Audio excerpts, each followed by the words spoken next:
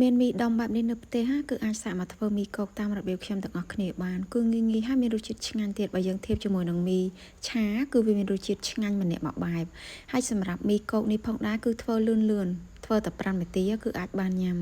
ហើយយើងដាក់បន្ថែមជាមួយនឹងពងទាបន្តិចទៀតមកដែលជៀនបែបជ្រោះភ្នៅអញ្ចឹងមកគឺថាមានរសជាតិឆ្ងាញ់ហ្មង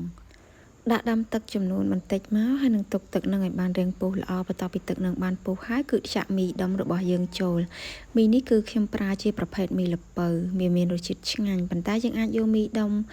រសជាតិផ្សេងក៏បានដែរដោយសារតែវាមានរាងច្រើនរសជាតិដែរអញ្ចឹងណាចាអញ្ចឹងនៅពេលដែលយើងបានដាក់ទៅវារាងរីកហើយគឺយើងអាចស្រង់បានហើយប៉ុន្តែនៅក្នុងពេលដែលយើងដាក់ហ្នឹងយើងកុំដាក់ឲ្យរីកខ្លាំងគឺគ្រាន់តែមួយតុនល្មមគឺបានហើយបន្តមកទៀតគឺ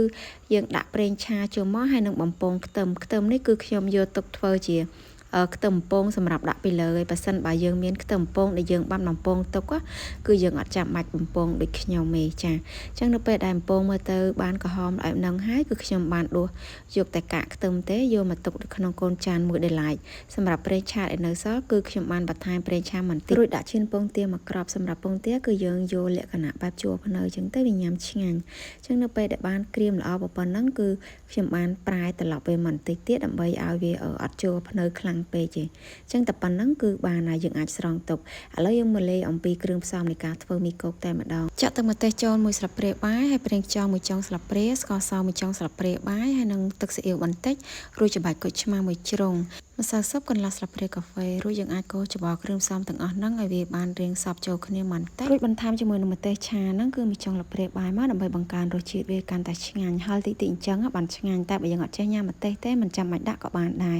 បន្ទាប់ពីយើងកូរគ្រឿងផ្សំមើលទៅរាងបានសព្វចូលគ្នាហើយគឺចាក់មីដែលយើងបានស្រុះរួចអំបញ្ញមិញហ្នឹង